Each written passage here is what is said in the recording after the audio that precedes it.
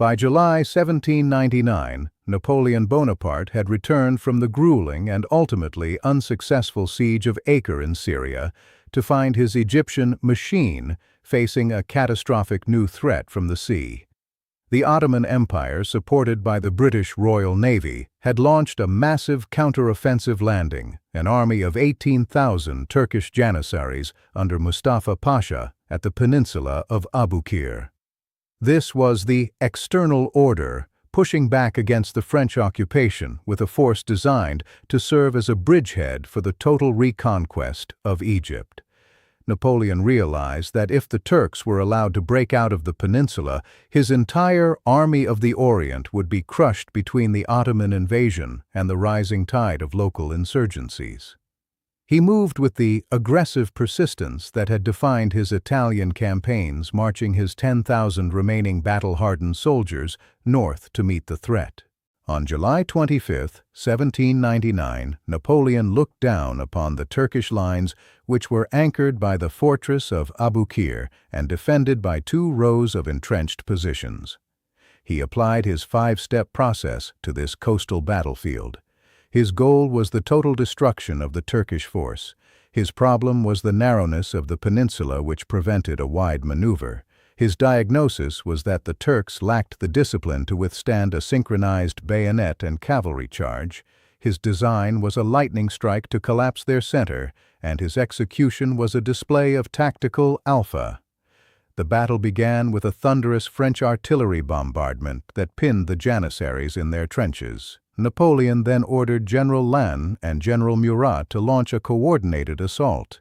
Murat, leading the French cavalry, performed a legendary manœuvre sur le derrière on a tactical scale, charging through the gaps in the Turkish lines with such ferocity that he personally rode into the tent of Mustafa Pasha. In a moment of pure cinematic violence, the Turkish commander fired a pistol at Murat, wounding him in the jaw, while Murat responded by slicing off 2 of the Pasha's fingers with his saber and taking him prisoner. The internal order of the Turkish army shattered instantly. Deprived of their leadership and terrified by the French bayonets, thousands of Janissaries broke ranks and fled toward the sea. Napoleon had anticipated this mechanical reality and had positioned his infantry to block the retreat. What followed was a scene of apocalyptic horror as nearly 10,000 Turks were driven into the Mediterranean, where they drowned under the weight of their equipment. The sea was literally choked with the bodies of the Ottoman army. The victory at Aboukir was a masterpiece of total concentration of force, and it restored the brand of Napoleon as an invincible commander just when his detractors in Paris were beginning to whisper that he was a lost cause. He had proven that even when cut off from the world, he could still dismantle a superior force through superior design. However, as Napoleon surveyed the blood-stained beach, he was presented with a packet of newspapers from a British officer which revealed that the big cycle in Europe had turned against France. The Second Coalition had formed and Italy had been lost. He realized that his Egyptian machine had reached its limit and his presence was needed at the center of the world machine in Paris. The Battle of Aboukir was his final gift to his army and his final argument for his own believability as a national leader. He had saved Egypt for a few more years, but his own evolution was calling him back to the abyss of French politics. Focus on the cavalry charge.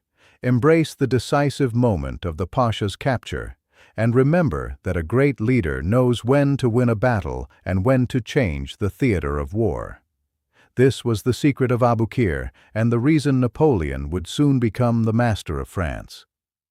The victory at the Battle of Aboukir on July 25, 1799, had effectively wiped the Ottoman invasion force off the map.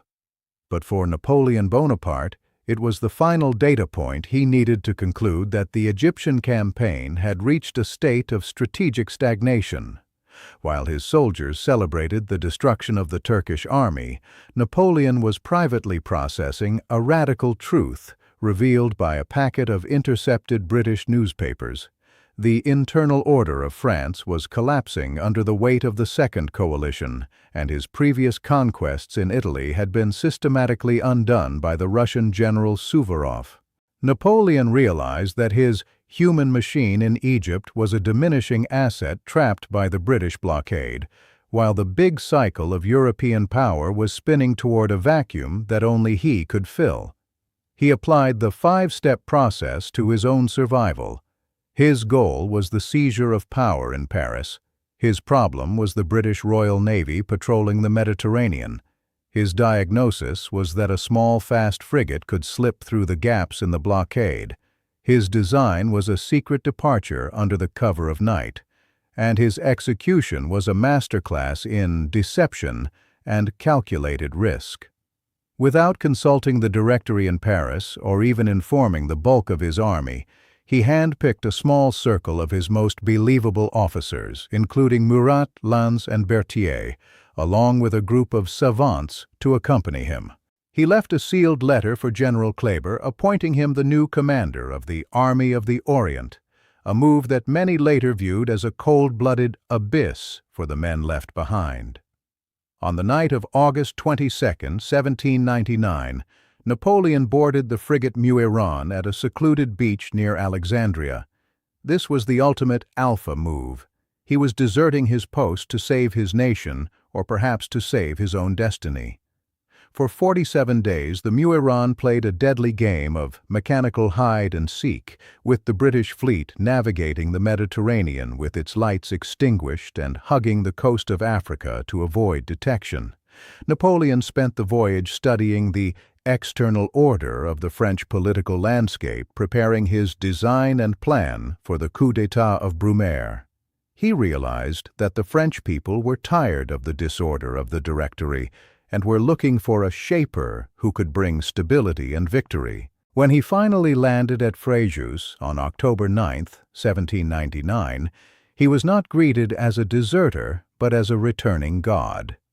The momentum of his Egyptian victories, most notably the Battle of the Pyramids and Aboukir, had been amplified by his propaganda machine, making him the most believable man in France.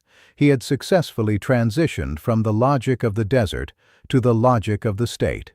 The Egyptian campaign was left to its slow and tragic conclusion, but for Napoleon it had served its purpose as the prototype for his imperial rule.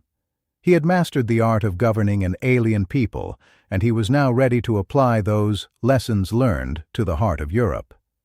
The secret departure from Egypt was the turning point where the general became the first consul, and the first consul began the path to becoming emperor. Focus on the tension of the midnight boarding, embrace the silence of the sea voyage, and remember that sometimes the most important maneuver is the one that takes you off the battlefield entirely. This was the secret of the post-Aboukir world, and the reason Napoleon's machine was now headed for the throne of France. While Napoleon Bonaparte was being hailed as the savior of France upon his return from the Battle of Aboukir, the internal order of the army he left behind in the Egyptian sands began to fracture under the weight of a grim, mechanical reality. General Jean-Baptiste Kleber, the man Napoleon had handpicked to succeed him, found himself in an abyss of strategic isolation. He was trapped with 20,000 soldiers, no hope of reinforcements, and a letter from Napoleon that essentially told him to deal with it.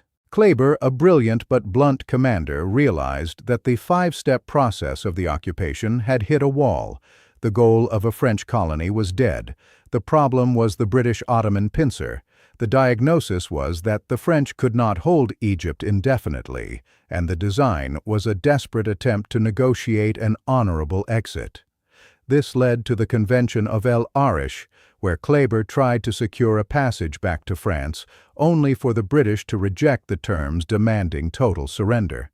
In a final burst of aggressive persistence, Kleber led the French to one last massive victory at the Battle of Heliopolis in March 1800, proving that the Napoleonic machine could still function even without its creator. However, the external order was relentless. Kleber was soon assassinated by a local student, and the command fell to General Menou, a man who lacked the believability and tactical alpha required to hold the army together. By 1801, a combined British and Ottoman invasion force landed at Alexandria and the French Army of the Orient was finally forced to capitulate. Yet the true legacy of the campaign was not found in the loss of the territory, but in the shifting world order of science and culture. The savants that Napoleon had brought to Egypt had completed a data collection project of unprecedented scale. They had discovered the Rosetta Stone, which would eventually allow Jean-François Champollion to crack the code of ancient hieroglyphs. This was the prototype of modern archaeology and the birth of Egyptomania across Europe. Napoleon used the momentum of these discoveries to distract from the military failure of the campaign, framing it as a civilizing mission rather than a strategic retreat. He realized that the human machine is driven by stories, and he crafted a narrative of himself as a modern Alexander the Great who had unlocked the secrets of the pharaohs. This brand was so powerful that it survived the loss of every French soldier in Egypt. Back in Paris, Napoleon used the prestige of Aboukir to launch the coup of 18 Brumaire, successfully transitioning from a general to the first consul of the Republic. He had effectively used the abyss of Egypt as a ladder to reach the throne of France.